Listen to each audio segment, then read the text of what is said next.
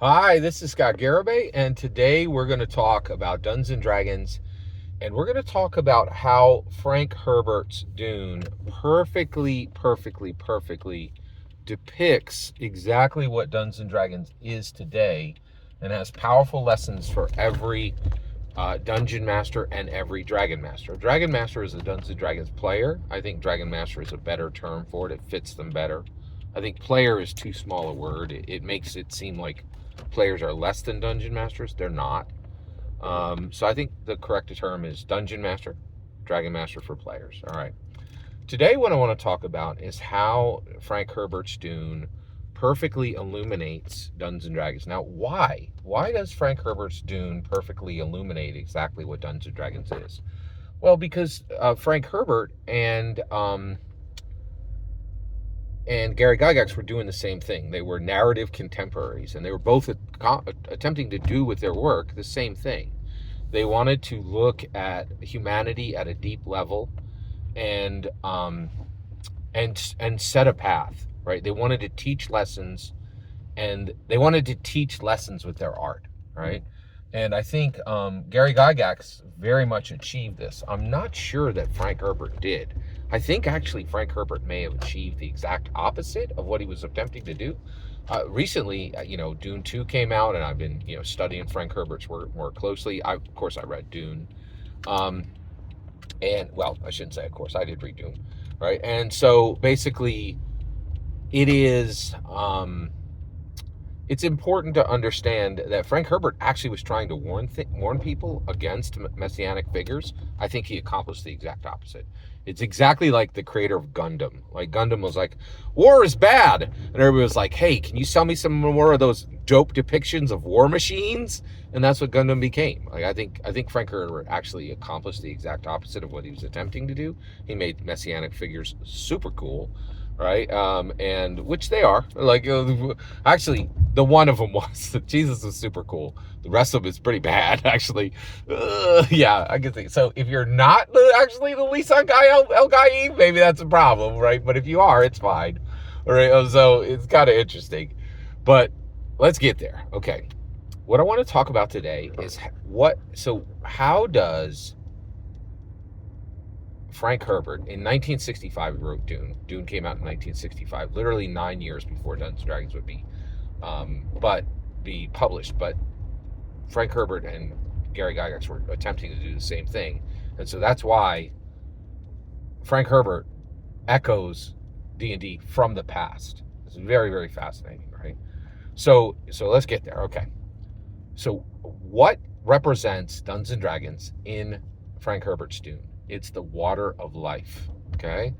When you take the water of life, what happens? You shall die, you may see. That's Dungeons and Dragons, okay? You shall die, you may see. So how do we die in Dungeons and Dragons? Well, if we're the Dragon Master, the player, we go through a player character death, okay?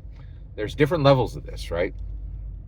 So, one, we may experience a player character death directly. Our player character can die, right?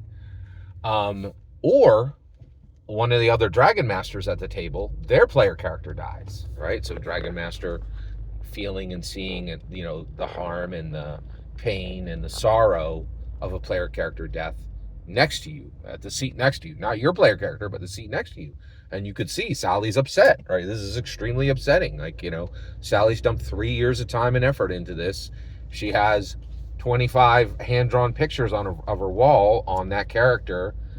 She has written no less than, 50, 100 pages of tales of adventures of the character, chronicling everything that was done with the other Dragon Masters, chronicling interstitial adventures that happened between each session, like working very hard on the build, right? It's important, right? It's and she's gonna weep at the table. Like, if you had never sat at the table with somebody weeping over, crying tears onto the social contract that is the ultimate secular social contract that is the player character, well then, you really probably have never really played a good game of Dungeons and Dragons, right? Like, you've never been involved in a deep campaign or a meaningful session, right? Like, but many of us have, right? Like, and tears are shed.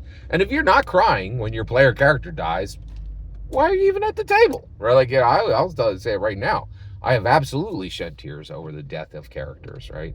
At the table and after, right? Like, it is deeply, it's a deep, deep loss, right? So you shall die, right? You may see, right? So the OSR, right? Many of them play copy games, right? They die all the time. They have meat grinders. They call them West March games, right? Like, they just like grind up characters all the time. Like, they die constantly, right? They don't learn anything. They don't see anything, right? They never learn from the loss of those characters because those characters never had any value to begin with, right? So no one in the OSR has ever, they don't play useful games, right? They don't play anything powerful. They don't play anything that's going to improve or transform, right? They shall die. They'll never see, right? Indie games, right? Same thing. I do think you are more likely to see meaningful deaths in indies. You're never going to see a meaningful death in an OSR game. They literally grind characters like meat, like a hamburger. It's really disgusting, and that's why I stand against the OSR at the macro level, right? But the indies do have some games that look very deeply at player character death and actually give an opportunity for people to understand something. But Dungeons and Dragons, right? When you come to Dungeons and Dragons, you shall die. You may see. What would you see when you go through death, right? As a player character, first of all, what do you think that is? That's an echo from the past for your death. It's preparing you, saying you are mortal. You are going to die. You need to start thinking about that now, right? At 18 years old. What does your death look like? Other people aren't going to think about that. They're not going to think about their death at 18. You will. What will you see, right? One, you're going to see that your death is going to impact other people. The other Dragon Masters at the table are going to be sorrowful. There's going to be woe there, right? The other thing is you see that you're like, oh, my player character died. I'm still alive. I have multiple identities. I now have this new set of memory, sensation, experience. What does that mean, right? Wait a second. That player character is dead, but I can take parts of that player character and make them part of me now. Also, I can take parts of me now and put them on that dead character sheet and never carry them forward. I can take some of my vexation, put it on that dead character. I can take some of my lack of empathy and put it on that character, and take the empathy from that dead character and pull it off, right? Take it right from the sheet and put it in my heart and in my mind. You shall die. You may see. Do you understand? Do you understand? Frank Herbert echoed D&D from the past. When your player character dies, that echoes your own death from the past. Can you understand? You shall die. You may see. That's what we're doing here, right? We're moving beyond meat grinder West March games. And we're saying, the character died. What did I take from that dead character and carry forward in my own living self? What useless parts of my own living self am I just putting onto that dead character and leaving there and never taking forward? You shall die. You may see. Every single word of that is my humble opinion. What's important is when I get to hear your humble opinion, when you get in the comments and send your traffic. Please consider liking and subscribing, and have a wonderful millennium.